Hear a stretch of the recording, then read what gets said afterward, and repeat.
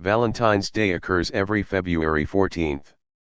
Across the United States and in other places around the world, candy, flowers, and gifts are exchanged between loved ones, all in the name of Valentine.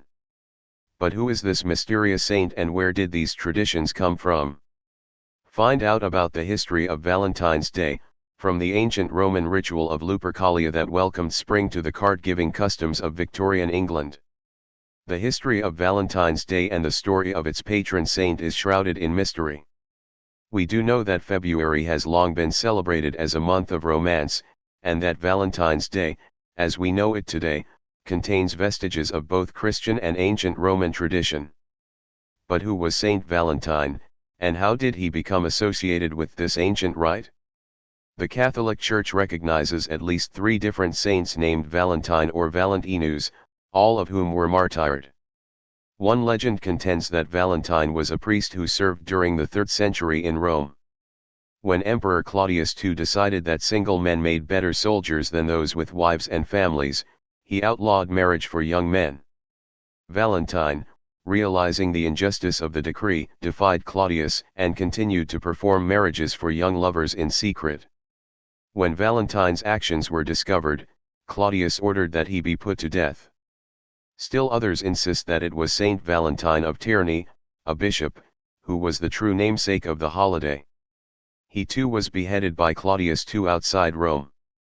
Other stories suggest that Valentine may have been killed for attempting to help Christians escape harsh Roman prisons, where they were often beaten and tortured.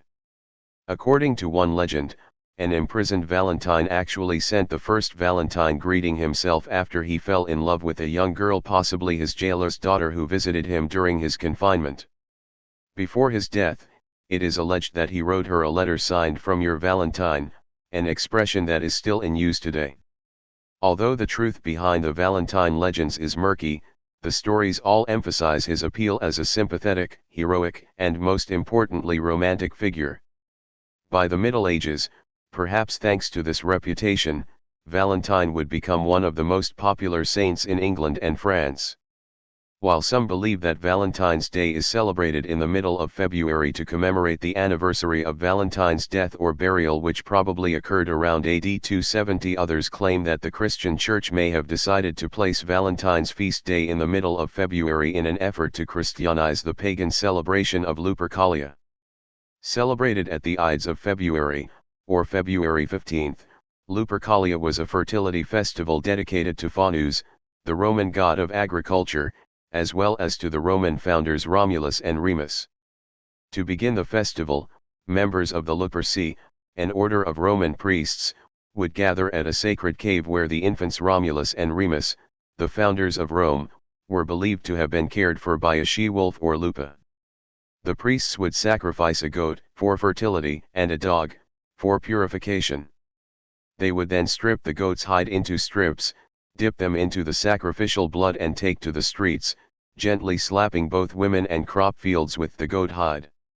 Far from being fearful, Roman women welcomed the touch of the hides because it was believed to make them more fertile in the coming year. Later in the day, according to legend, all the young women in the city would place their names in a big urn. The city's bachelors would each choose a name and become paired for the year with his chosen woman. These matches often ended in marriage.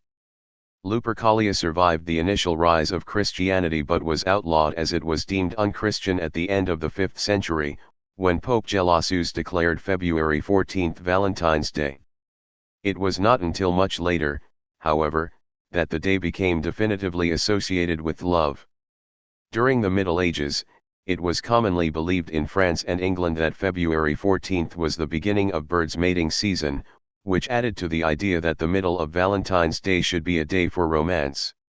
The English poet Geoffrey Chaucer was the first to record Valentine's Day as a day of romantic celebration in his 1375 poem Parliament of Fowls, writing, "Valentine greetings were popular as far back as the Middle Ages, though written valentines didn't begin to appear until after 1400. The oldest known Valentine still in existence today was a poem written in 1415 by Charles, Duke of Orleans, to his wife while he was imprisoned in the Tower of London following his capture at the Battle of Agincourt. Several years later, it is believed that King Henry V hired a writer named John Lydgate to compose a Valentine note to Catherine of Valois. Who is Cupid? Cupid is often portrayed on Valentine's Day cards as a naked cherub launching arrows of love at unsuspecting lovers. But the Roman god Cupid has his roots in Greek mythology as the Greek god of love, Eros. Accounts of his birth vary, some say he is the son of Nyx and Erebus, others, of Aphrodite and Ares, still others suggest he is the son of Iris and Zephyrus or even Aphrodite and Zeus, who would have been both his father and grandfather. According to the Greek archaic poets, Eros was a handsome immortal played with the emotions of gods and men, using golden arrows to incite love and leaden ones to sow aversion. It wasn't until the Hellenistic period that he began to be portrayed as the mischievous, chubby child he'd become on Valentine's Day cards. In addition to the United States, Valentine's Day is celebrated in Canada, Mexico, the United Kingdom, France, and Australia. In Great Britain, Valentine's Day began to be popularly celebrated around the 17th century.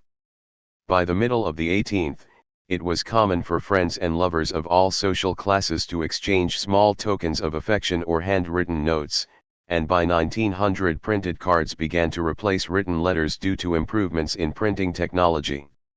Ready-made cards were an easy way for people to express their emotions in a time when direct expression of one's feelings was discouraged. Cheaper postage rates also contributed to an increase in the popularity of sending Valentine's Day greetings. Americans probably began exchanging handmade valentines in the early 1700s. In the 1840s, Esther A. Howland began selling the first mass-produced valentines in America. Howland, known as the mother of the Valentine, made elaborate creations with real lace, ribbons, and colorful pictures known as scrap. Today, according to the Greeting Card Association, an estimated 145 million Valentine's Day cards are sent each year, making Valentine's Day the second largest card-sending holiday of the year.